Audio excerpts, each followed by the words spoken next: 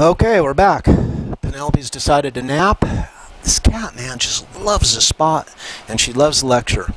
So we talked about maintenance and task roles, and here is a simple graph that kind of shows how this is going to work, right? What do we see? Well, we see over time. Maintenance, time devoted to maintenance, time participating in maintenance roles can decrease over the period of the project, right? Whereas task roles increase.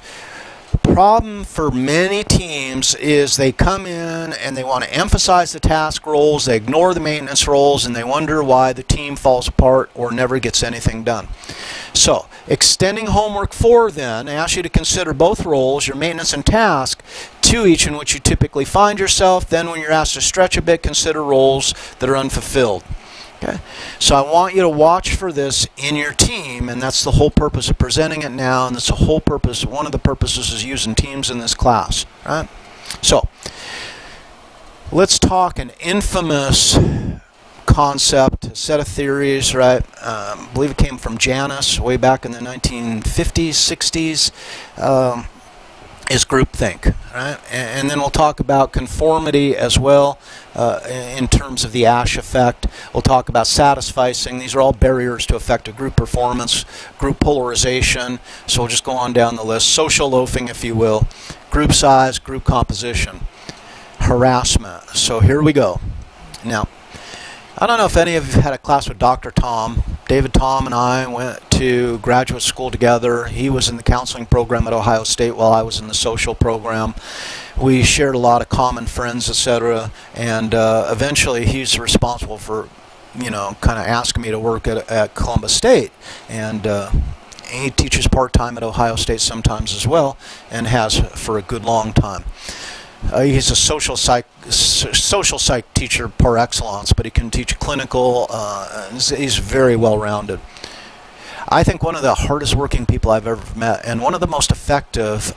He was my mentor as well at Columbus State, and I loved having him as a mentor because, well, he was a clinician too, because you could just go in, you could blow off steam, you could talk to him, a great guy. But David and I, when we were, you know, designing social psych on an annual basis, we would revisit social psych and say, well, what should be taught in social psych this time? Is there anything we should start taking out, and new things that we should start putting in, you know? And we always got to groupthink and said, well, should we take it out? I mean, it is like freaking ancient, but it's like, but something would happen in the news where it's like, no, we have to continue to do this, right? So what is groupthink? It's an excessive tendency to seek concurrence among group members. So it becomes more important than anything is that everyone agrees. So the need for agreement takes priority over the motivation to obtain accurate information and make appropriate decisions. So it is kind of a motivated reasoning, and the motivation then becomes group cohesion rather than a motivation of accuracy. And this picture up top, what do we see up there? Yeah, that's President Kennedy. Sitting across the table from President Kennedy is President Johnson, and all of the cabinet is there.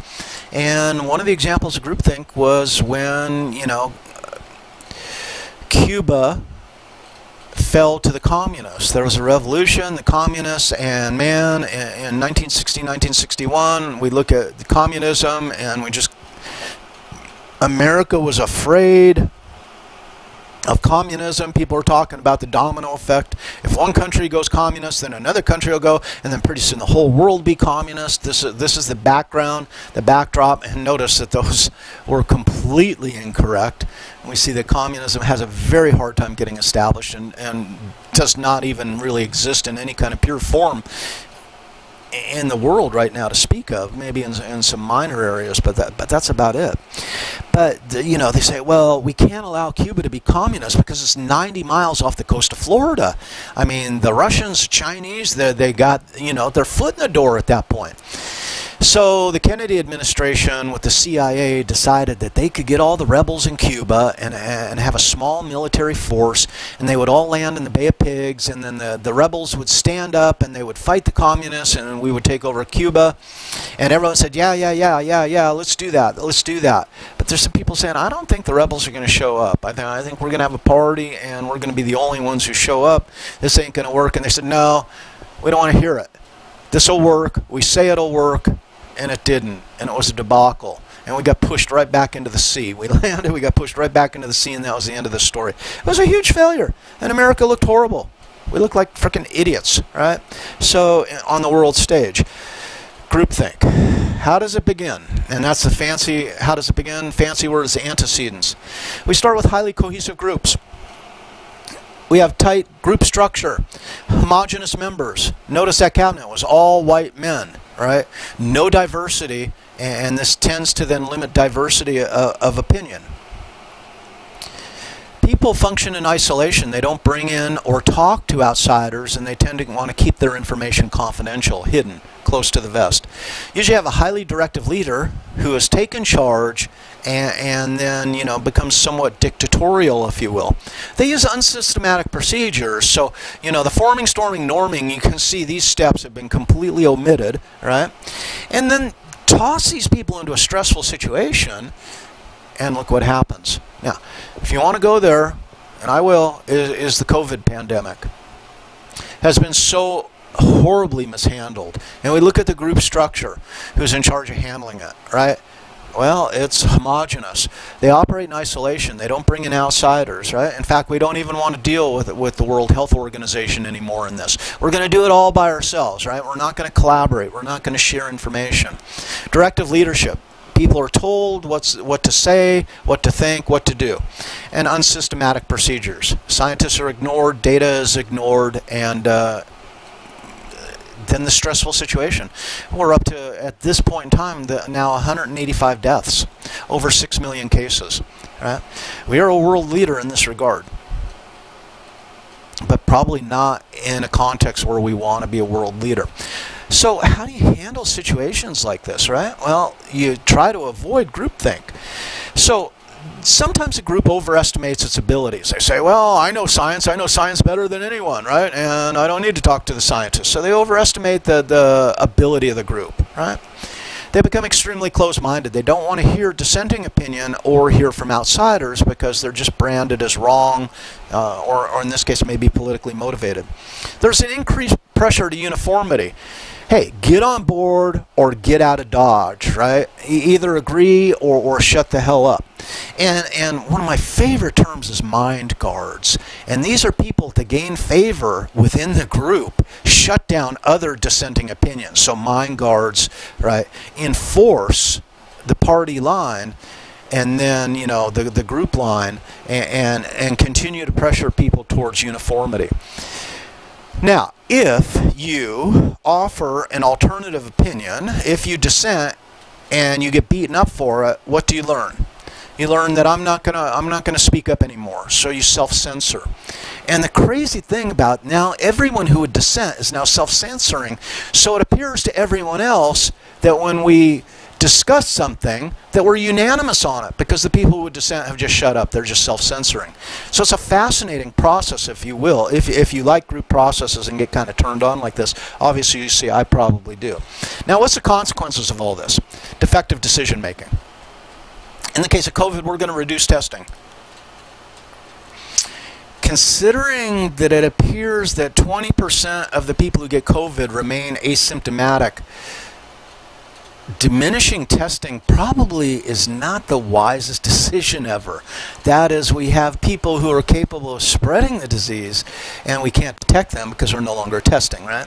So what are the survey of alternatives? What could we do instead, right? And that's where the group creativity, and that's where dissent, multiple opinions, moving through systematic decision-making procedures and evidence gathering can make better decisions, right? Incomplete survey of objectives. So what are we trying to do? I don't know. Failure to reappraise initially rejected alternatives. That is, well, maybe, you know, that idea that we rejected initially, that idea maybe sounds pretty good. Maybe we should go back to that one. Poor information search or little information search whatsoever. Selective bias in processing information at hand. Well, I can't trust that information because that came from so-and-so or what have you. Right? Failure to work out contingency plans. What if our plan doesn't work? And this is behind many administration and business failures. Right? What happens is people in a group think that their solution will work, and they don't anticipate the idea that it might not work. So what are we going to do if this doesn't work? And contingency plans are effective strategies. This is what critical thinkers do. You know, this is the way I would like it to work out, and I'd like to think our solution would work, but what if our solution doesn't work? Do we have 3 other plans in place to maybe address the fact that our original plan didn't work? That's just being clever, right? And that's just being careful. High probability of a bad decision. Space Shuttle Challenger was analyzed through the process of groupthink, and yes, when we saw the Space Shuttle Challenger blow up on liftoff, which was a horrible thing to watch, I watched it on TV live, and when I saw the Space Shuttle begin to blow up, you say, oh, that must be the rocket engine separating or some such nonsense, because I don't know shit, right? And I'm like, but then when you see the trail of parts going every which direction, you say, oh my God, the Space Shuttle Challenger has blown up. The leader said that the launch deadline is inviolate. The launch deadline is the launch deadline. There's some engineers with dissenting voices on the team saying, you know, those O-ring seals, they seem to crack in cold weather, and the weather's been super cold. We should delay the launch. And it's like, no, we can't delay the launch. Launch anyway, launch anyway, launch anyway. And what do we see? We see 7 astronauts killed, right? And I think the most tragic thing was, of course, this was the school teacher who went up, and all her students are assembled in the classroom watching the launch live on TV. And these children got to watch the teacher, of whom they were so proud, get blown up in space. So groupthink kills, and it remains to this day, and every time we see it around. So enough on groupthink. Let's talk a classic study. I think one of the most powerful manipulations ever done in social science was the Asch study. You guys probably know this one. It's a simple paradigm. What do? You have 1 participant, you have 11 Confederates. It's a costly study in that regard. The Confederates are all sitting around the table. They're occupying 11 chairs. The number varied in some of the different trials. Right? We had to read Asch's original study when I was in our graduate level social psych class. Fascinating study. He did like 18 variations on this study, so to isolate different variables. Fascinating. Anyway, so I'm the participant. I come in last because everyone's set up a little early. I come in and they say, well, the other 11 participants are here, which is a lie, of course. The 12th seat is open. Go ahead and take that seat. It's a simple process. All we're going to do is we're going to look at the reference line, and that's the unnumbered line there. And then you're going to compare it and select the line that you feel is most similar. In this case, it's pretty easy to see. It would be line C. So person number 1 goes line C. Person number 2 goes line C. Person number 3 goes line C. All the way through person number 11 goes line C. Now you're the participant. What do you say? Well, it's pretty simple. Everyone says C. It's correct. I'm going to go with C. Now this is going to be done 24 times while you're sitting there with 24 different sets of cards. Every 4th time, the Confederates are instructed to choose the wrong line. The idea is, what does the poor participant do after, and let's just say that this is trial number 4, we've got a different card, you know, and person number 1 says line A, person number 2 says line A, person number 11 says line A, so you got 11 A's. What are you going to do? You're sitting in front of this group of people. Are you going to say, no, it's line C, or are you going to go with line A? And about 50% of the time, the participant chose to go along with the group. Okay. So this is normative pressure, and it yields questioning one's own ideas or perceptions sometimes. Some people, and Asch did extensive debriefing with every participant. At the end, a lot of people were saying, you know, I thought I understood the task, but maybe I didn't understand the task. Maybe there's a direction, and so I just questioned my own perception, and I thought, you know, if 11 people say it's one thing, it must be that. Now, other people knew that it was wrong, but they said, I don't want to rock the boat. There's no purpose in that. I don't want to dissent. So a fascinating study, super powerful study. Let me say this, that 25% of the participants never went along with the majority on a wrong trial. So while Asch sets up one of the most powerful social psychological situations ever done in a laboratory, you can't ignore personality explanations, because the only way you can explain the 25% who never went along is something in their personality caused them not to bend to the power of the situation, right? So Brilliant study. Anyway, group characteristics. Asch identified factors through his various manipulations of this, altering the manipulations. The size of the majority, right? And Asch found that 4 or 5 was enough to get his effect. He didn't need all 11. He also ran a trial where he had one person dissent. So, you know, let's say we got person 1 through 6 are given the wrong answer, it's A. And then person 7 says, no, it's B. And then person 8 through 11 say, no, it's A. So you got 10 A's, you got 1 B, but the correct answer is C. In that condition, the participants always chose the correct answer. The beauty of a single dissenter is it opens the door, it makes people free to dissent. This is why dissent is so important on teams, and the most important person on your team is probably the pain in the ass who wants to argue about everything, because he opens up the door to dissent. Collectivist cultures are more prone to the Asch effect than individualist cultures, so if you want to cross-cultural it. But at the same time, personality can play a role, as I described. Now, let's talk satisficing. And this is where we don't want to find an optimal solution. We decide to limit the effort at some point in the project because the solution is good enough. So we've satisficed, we've cut back on our performance based on the perception it's good enough. And I think the example here is pretty clear, right? What are you talking about? I painted the line. Yeah, but you might have wanted to remove the roadkill first. I don't know, right? But it's good enough, right? And that's the whole story there. It's good enough. Yeah. Now, group polarization. Tendency for 2 contested opinions to split a group into 2 subgroups. Middle of the group members are pulled one side, and maybe you've been in a group where you have someone who feels really strong that we should adopt, you know, process A. The other people say, no, we have to do B. And now us people in the middle who are kind of undecided, people start electioneering. They start campaigning to draw us to their side, right? Well, you got to pick a side. And how many of you ever heard that? You got to pick a side. You can't just stay in the middle here. You got to, you know, pick a side. Okay? So the differences between the options then are exaggerated, right, to kind of facilitate splitting people and moving them apart. And unfortunately, this is probably where the United States is now, right? That we've been effectively split into 2 camps and it's become very difficult for us to compromise. That's not leadership, let's put it that way, to create this kind of divisiveness. Someone who's really brilliant and really clever is going to find a way to bring us together, not pull us apart, right? So let's just do a quick group polarization demonstration here. I heard a story, you know, there was 2 options and this story was based on. We have this ring of power and it can be possessed and give the owner power, or this ring will just guarantee its abuse and it must be destroyed in the fires to never be used. And we got this group of folks that you know, like Frodo's going, no, we got to destroy this ring, man. It's no good. It leads to no good. And Gandalf, on the other hand, says, you know, the ring isn't inherently bad. It's just the person who possesses it. And me as a wizard, being Gandalf, etc., I think I need to possess the ring, save the ring, right? And then we got all the actors in the middle saying, I don't know. And Frodo makes his case, and of course Samwise has to go with Frodo. That's part of the deal, right?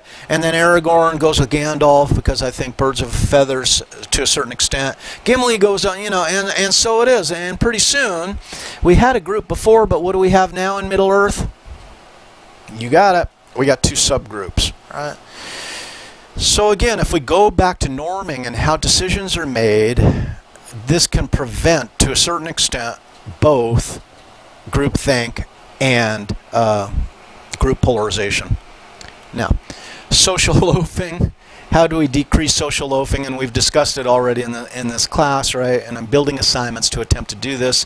How do we guarantee that everyone's putting out their max? Well, we want equity of effort. If we see people lose personal accountability, then no one can see who's goofing off, and this is why I'm trying to tie your name to the part of the assignment you did, right? Sharing of rewards. Why should I work harder if other people are willing to bust their ass and I still get 5 points? Notice for our assignments, I have the ability now to see who's doing what and maybe subtract points if someone isn't carrying their share of the water. It's not where I want to go, but I'm listening to comments from you guys and previous classes about what it's like to work in group projects, so I'm trying to improve the process, right? Coordination, who's working on what. Notice in a lot of the assignments I'm trying to get you to tell me who's doing what. So to attenuate social loafing, individual performance can be evaluated. Task is important or meaningful. I hope that I'm getting better at designing that. Dr. Deming had admonished us to make school interesting and appear useful rather than just be a bunch of memory exercises. I believe that your individual effort to the team is important, and we did that quite well at the paper mill because we say, look, you're the wheel sheeter operator. We can't do this project. We can't understand what it is without you as the sheeter operator present in the meeting, right? Or packaging operator or whoever you are. I'm not a big fan of punishment, but it can be effective under certain contexts, right? Group size smaller, less loafing. Group cohesion, importance, so build a sense of groupiness. I ask you to do some things to introduce yourself, develop joint vision, mission, and value statements to enhance the cohesion. So optimal group size, you can read through that. I'm running out of time here. I want to finish this up. I don't want to go to another part, so you can check on that. Challenges to mixed groups, what do we know? Well, women tend to interrupt less, right? And obviously there are exceptions. Let's not get too stereotypic about it. Women tend to make less effective interruptions, and this is in large part not because they can't, because it's the way we're socialized. Male-dominated groups tend to demonstrate more interruptions, right? In male-dominated groups, inclusion of increasing number of women has been observed to increase resistance of male group members, depending especially on the context and the culture. So, over 90% of large companies conduct some kind of sexual harassment training. I just want to mention this. Instances of reported harassment remain relatively flat, no change. Both women and minorities suffer harassment, and minority women often get the double whammy. So this is something we want to pay attention to in a group context, and at the team level we can go a long way to make everyone feel included.